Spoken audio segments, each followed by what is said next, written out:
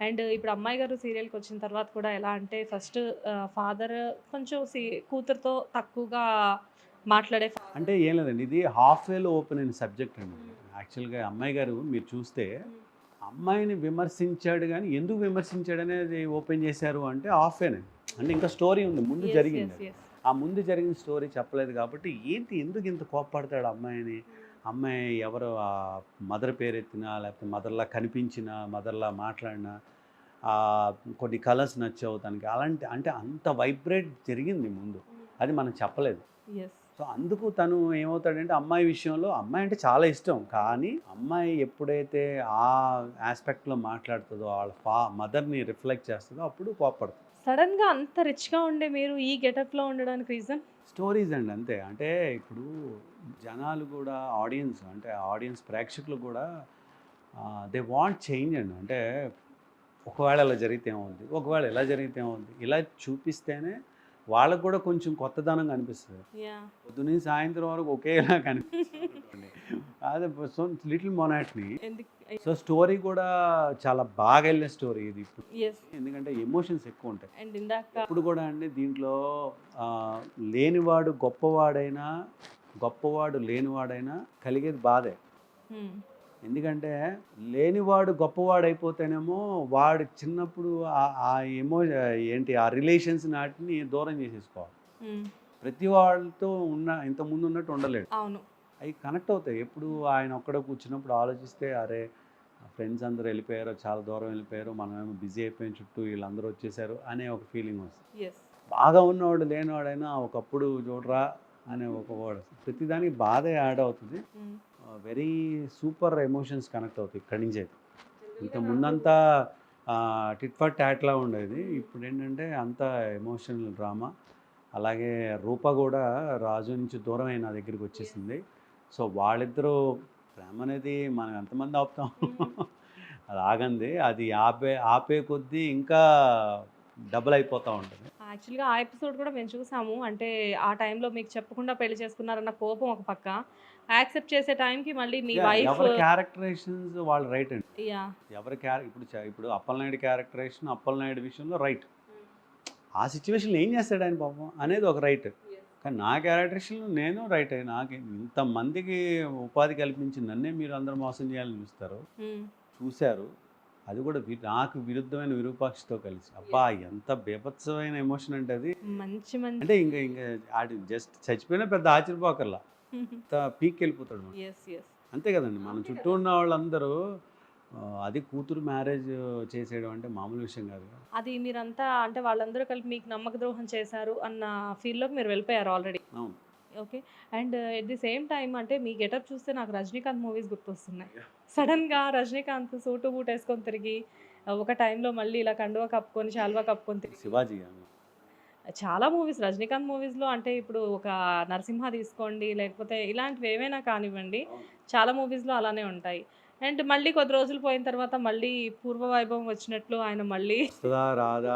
ఏంటి చూడాలింకా. I don't know the stories అంటే ఎలా ఉంటాయండి జర్నీలోనే వస్తా ఉంటాయండి సబ్జెక్ట్స్ ఎప్పుడు. బట్ మేము కూడా ఎంజాయ్ చేస్తాం సార్. ఎందుకంటే రెగ్యులర్‌గా చూసే సీరియల్‌లో కొన్ని ట్విస్ట్‌లనేవి వచ్చినప్పుడు ఆటోమేటిక్‌గా మేము ఎంజాయ్ చేయడానికే కదా మీరు ఇంత ఎంటర్‌టైన్ చేస్తూ ఉంటారు.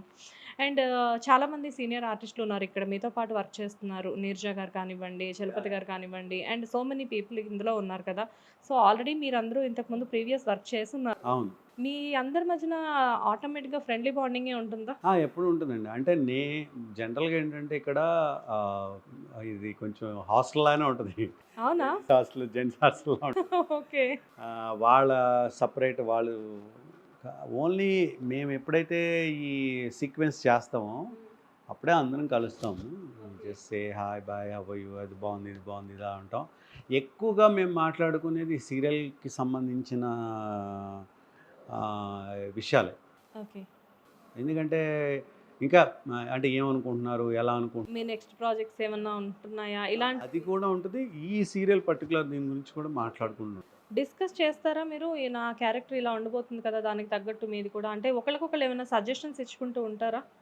సజెషన్స్ ఉంటాయండి. డెఫినిట్‌గా ఉంటాయి. తప్పులేదు. ఎందుకంటే అందరూ ఫ్రెండ్సే గదా మీరు ఆల్రెడీ. సజెషన్స్ ఉంటాయి గానీ, అదే చెప్తున్నాను కదా! కొన్నేంటంటే so many hands spoil cook అన్నట్టు అదేమవుద్దంటే ఎక్కువగా చెప్పకూడదు, అంటే అంతవరకే, దాని వరకు.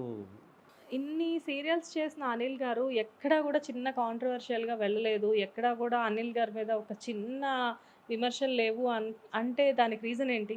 లేదండి, అంటే నాకు బై లక్ ఏంటంటేనండి, ఇండస్ట్రీలో నేను ఏమంటారు దీన్నంటే, కొన్నాళ్ళు దాంట్లో అప్రెంటిస్‌గా చేస్తేనే దాని యొక్క వాల్యూస్ అన్నీ తెలుస్తాయి అంటారండి జనరల్‌గా. అంటే నేను కెమెరా అసిస్టెంట్‌గా వెళ్ళినప్పుడు first camera assistant, second camera assistant, నేను అప్రెంటిస్ ఎందుకు, దేనికి ఇంత చేయాల్సిన నెసెసిటీ అంటే, కెమెరా స్టాండ్స్ అవి తోల్పడాలు, లెన్స్‌లు ఈ వరకే ఉండేది, ఇంకేముండదు. జాగ్రత్తగా చూసుకోవడం అనేది గొప్ప లెసన్ అనిపించింది. ఓకే. అలాగా మనకు ఒక క్యారెక్టర్ ఇచ్చినప్పుడు దాన్ని జాగ్రత్తగా హ్యాండిల్ చేద్దాం. ఎక్కడ ఎటువంటి, అంటే అవతల ప్రొడ్యూసర్స్ కానీ, డైరెక్టర్ కానీ ఎవరికి ఇబ్బంది లేకుండా జాగ్రత్తగా ఆ క్యారెక్టర్ని మనం తీసుకెళ్ళి ఆడియన్స్‌కి చూపించడం అనేది చెయ్యాలి హ్మ్. అనే ఒక పద్ధతిని నేను అప్పట్లోనే నేర్చుకున్నాను. ఓకే. అంటే ఎక్కడ కూడా ఇంకేమి రాకూడదు లోపలికి, ఓన్లీ దీని వరకే అన్నట్టు అనిపించి నాకు కొంచెం డిసిప్లైన్డ్‌గానే వెళ్ళేవాడిని. అంటే నాకు అనిల్ కుమార్ గారి దగ్గర నుంచి కూడా బాగా నేర్చుకుంది అదే, మా గురువు గారు. So many directors, Rasool sir, Ramji గారు, ఏంటంటే మనం షూటింగ్ వచ్చామంటే షూటింగ్ సంబంధించిన ఒక క్యారెక్టర్లో ఇన్వాల్వ్ అయ్యి ఆ క్యారెక్టర్ ఫినిష్ అయ్యాక వెళ్ళిపోవడానికి. వన్స్ ఇంటికి వెళ్ళిన తర్వాత ఇంకా షూటింగ్‌తో సంబంధం లేదు. కంప్లీట్‌గా ఫ్యామిలీ మ్యాన్.